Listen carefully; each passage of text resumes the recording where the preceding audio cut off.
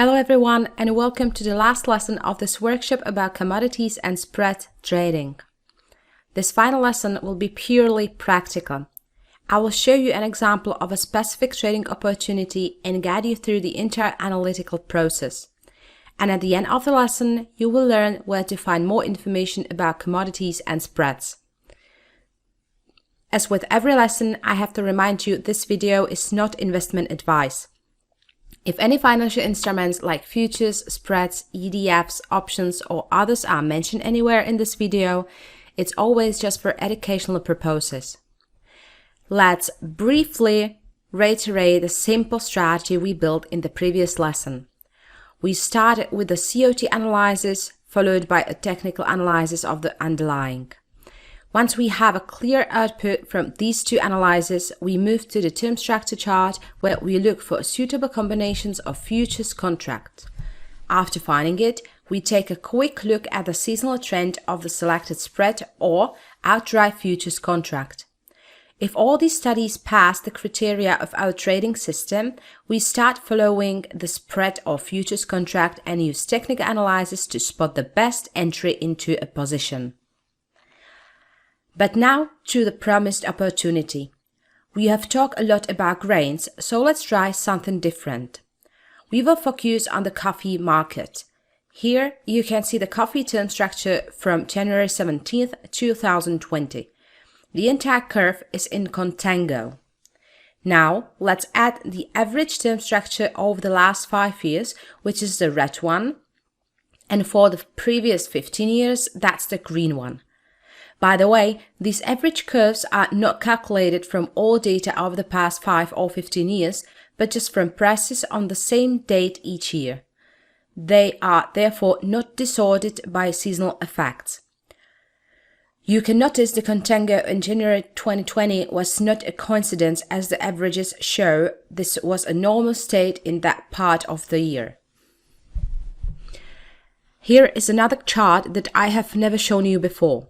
It's called a continuous histogram and you can find it on spread charts. This chart allows us to visualize the statistical properties of various market data. It is excellent for contango visualizations, which is precisely what you are looking at right now. From the legend at the top, it is evident that we are looking at percentual contango between the first two contracts on coffee. This study can help us determine how much time the commodity spent in contango or backwardation. The horizontal axis shows the contango level in percentages as we multiply the entered expression by 100, and the vertical axis indicates the number of days the market was at a particular level of contango.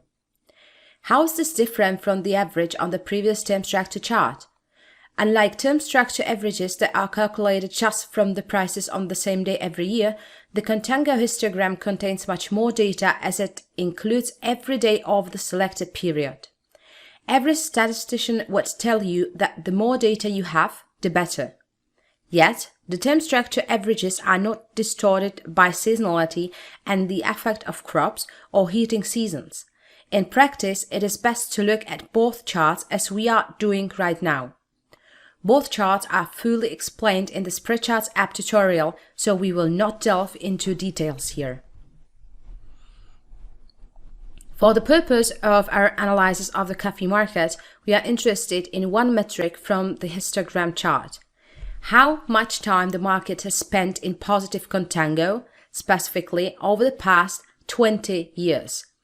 The statistic is displayed in the top left corner of the chart. It shows that the coffee market had been in positive contango 99.52% of the time for 20 years before January 2020. That's a very high value, even higher than in major grains. Why is this information valuable for us? It is simple. In the previous lessons, we learned that markets with frequent positive contango are ideal for bear spreads. Coffee definitely fulfills this criterion, so we will focus on bear spreads from now on. The COT analysis was the first item on our strategy checklist. Here is the COT positions index for coffee. The green curve stands for light speculators and the red curve for hedgers. I will analyze just the speculators to save time, but you can analyze the hedges in the same way. Focus on 0.6 level marked by the horizontal blue line. The market could be considered overbought whenever the speculative COT index exceeded this threshold. Of course, I picked this level arbitrarily, but the message is clear. In the following chart, I connected the local maximum in the COT index with the price. It's not surprising that maximums in the COT index correspond to maximums in price. A downtrend of various magnitude usually followed. Therefore, this indicator has been pretty reliable in alerting us that the market is close to the top and we should consider bear spreads. Now let's focus on these two situations in 2014 and 16, highlighted by the blue arrows. I zoomed in on the chart to see it more clearly. The green curve got above 0.6 in both 2014 and 16, which led to major downtrends in coffee. These were textbook examples of an overbought market and perfect times to deploy bear spreads. However, don't forget the commitments of traders' data does not serve as a precise timing indicator. Rather, it is a medium-term tool that informs us about oversold or overbought market conditions. But it can take weeks or even months before the price truly turns lower, as an overbought market can become even more overbought. We need additional tools to get a tradable signal. And that's what we are gonna do in this lesson. We will perform a full analysis of the market in both situations according to our strategy checklist. Let's start with September 2016, as it is highlighted by the blue arrow on the chart. The next item on our checklist is the technical analysis of the underlying commodity. This is March 2017 contract. Let's try to find supports or resistances in the price chart. The first thing we can notice is the double top defined by the resistance at 160 cents. It's not as precise as we would like it to be, but it's a good start. The next is a series of rising trend lines. You can notice that the price gradually broke below all these lines. While this does not suggest an imminent problem, it is evidence of an exhausted trend. A larger correction usually follows sooner or later. The conclusion is that there is no glaring bearish technical setup and the price was still in an uptrend. On the other hand, a couple of things were suggesting this uptrend was weakening and prone to a breakdown. The 160 level was most likely a major upcycle for the price, and we could use it to our advantage. We would consider the market weak as long as the price remains below that level. Now to the term structure. This is what it looked like in September 2016. The market was in contango across the curve. It was the norm back then, as both 5 and 15 years average curves in that part of the year also exhibit positive contango. So, which contracts would have been suitable for a potential bear spread? The curve and its averages are smooth, so we are not constrained by any crops. So the only thing we must consider is liquidity. I have highlighted contracts with sufficient volume and open interest by the red rectangle. So we can build an interdelivery bear spread within these 4 dots. The closer contracts are usually more volatile as they are more sensitive to the current market conditions. That is why we would prefer the farther ones. Let's choose the combination of July and March 2017. The next step is the seasonality of our spread. You can see it here, and the strong uptrend since September is immediately visible on both curves. After adding the spread price, it is obvious it followed the seasonal curves very well that year. If you want to go even further, you can use the stacked seasonality chart to compare the current spread with the previous year. But I haven't included that chart here as I think it's unnecessary. The positive seasonal trend is overwhelming in this case. Okay, the seasonality is great. And now to technical analysis of the selected spread. We undertake this only when all the other studies look good and are ready to look for entry into a trade. Here is the price chart of our spread, July minus March 2017. The first thing we should notice is that the spread had been in a clear uptrend. That's good, as the trend carries positive momentum that can push our spread even higher. In other words, future movement in the prevailing trend direction is always more likely than a counter-trend move. But of course, every trend eventually ends, and we don't know if it isn't just around the corner. Nevertheless, there is one pattern on the chart. We highlighted it with these green lines. It's ascending triangle, which is usually bullish. The actual entry point depends on everyone's system. An aggressive trader would enter immediately, while a conservative may wait for the triangle breakout as a confirmation. Based on our experience, it's better not to enter all at once. Gradual entries are a better strategy. For example, we can enter immediately with a small part of our position to ensure we won't miss the opportunity. Then we can add to the position if the price retests the support on the rising green trend line. And finally, we may add it case of a breakout. Of course, this is just an example, and some else might prefer an entirely different approach. However, what is indispensable in everyone's trading system is strict risk management. That is a set of rules defining how we control the risk. For example, it can determine how large a position we are allowed to open and also where we would exit the trade if it goes against us. The second part is especially important. All the data and tools we presented in this workshop are indeed powerful, but they just give us an edge and slightly increase the likelihood that we will correctly predict the market direction. But there is no certainty, as markets are often unpredictable. Therefore, if a trade goes against us, we must have a clear strategy for getting out and accepting a small loss. That's the only way to prevent a small loss from growing bigger and threatening our long-term profitability. I'm sure all of you want to find out how this opportunity developed from the time of our analysis. So let's take a look. I will start with the coffee price itself. Here is the March 2017 contract again. The 160 level was truly key. The price blew through it and reached nearly 180 cents in November. And that was the true local top, as the market sold off furiously since then. While our bearish prediction was ultimately right, a short position on the underlying commodity would result in a loss, as the price rallied well above the hypothetical entry point. But we selected the spreads, not the underlying, as a better way to play the opportunity. Had it fared any better? It turns out it did. The green arrow highlights the behavior of the spread since our analysis. It rose without interruption till the end of January next year. And here is the comparison of the spread and the underlying commodity.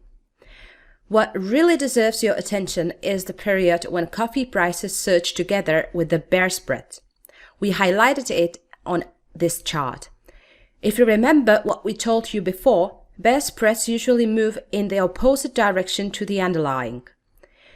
However, usually does not mean always. Sometimes the contango is so persistent that bear spreads can move sideways or drift higher even if the commodity price surges. And that was the case also here. Spreads are more reflective of the situation in the physical market. They are more resistant to external factors, which are usually speculative in nature. That's great, right? Not so fast. It can also work the other way around. If we get some adverse situation that seriously harms the supply of coffee, the spreads will move relatively much faster than the underlying. The bear spreads would be slaughtered in such conditions. As we said, the coffee price eventually caught up with the fundamentals and started falling, which pushed our bear spread even higher. So, it was the opportunity in 2016, and now let's take a look at another good situation in the same market in March 2014. At the time, the COT index representing the light speculators also got above 0.6. That met the first condition of our simple strategy. The market was clearly overbought. Here is the price of the underlying commodity back then, specifically it is July 2014 contract. Curiously, the price exhibited the same pattern in 2014 as in our previous example from 2016. Although being still in an uptrend, it broke below this rising trend line. The trend was visibly weakening. Let's move forward in time. Here is the situation a month later in May 2014. The price continued to move higher but failed to reclaim the rising trend line. Moreover, the price failed to break above the previous high at 210 cents. Incredibly similar setup to 2016, where we had a resistance at 160 cents. But unlike in 2016, the market rolled over immediately in 2014. Here is the situation another month later in June 2014. The real sell signal was probably the break below this second rising trend line. The sell-off accelerated soon after. As you can see on this final chart, the price hadn't recovered until the expiration of the July contract. The next step is a selection of suitable contract combinations. Here is the term structure of coffee from the beginning of March 2014.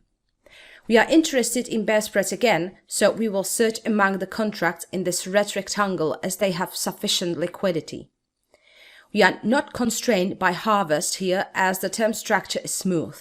So we will pick the most distant combination, March and December contracts. The risk is usually lower with these distant expirations. Of course, you can explore different combinations yourself in the spread charts app. And here is our spread. It is long March 2015 and short December 2014.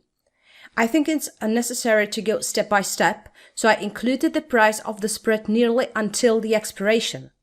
You can see it worked out nicely, and this opportunity was immensely profitable.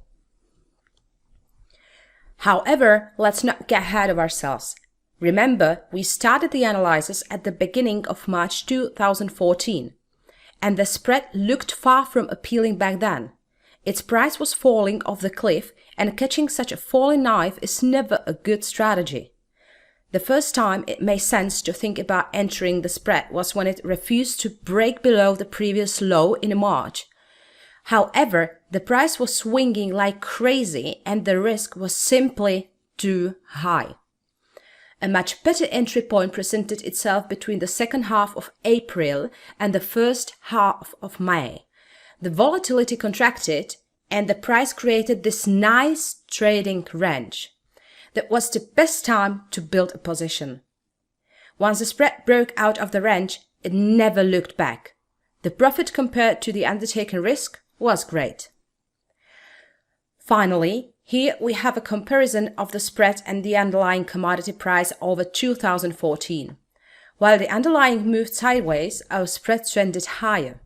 The stark contrast is remarkable. In other words, while you would make nothing holding coffee futures over most of 2014, bear spreads would bring you incredible profits. This resulted from the strong contango in the coffee market that pushed bear spreads into profit. This effect is negligible in the short term but decisive in the long term. While this effect is unusually strong in this particular example, you will see its impact on most physical commodities over a period of at least a few years. If there is one thing you should take from this lesson, it is that interdelivery spreads can trend even if the underlying commodity moves sideways. It is their greatest advantage in a practical sense. You have learned to deploy a straightforward trading strategy in this final lesson of the commodity workshop. Even such a simple strategy can lead to profits if you have proper risk management, but of course you can plug in additional tools. For example, we skip the valuation analysis entirely, or the term structure dynamics, which can reveal a lot about the market. This brings me to additional resources you can study to get better insight into commodity trading. First of all, I strongly recommend you to watch all the tutorial videos for the Spreadcharts app. You can find it on spreadchart.com/tutorial. It contains not just a detailed explanation of all the advanced tools in the Spreadcharts app, but also a bonus video revealing how do we look for opportunities in the commodity markets. The second great source of valuable information is our Twitter channel at twitter.com/spreadcharts.com. We regularly analyze various commodity markets there and notify you about interesting opportunities.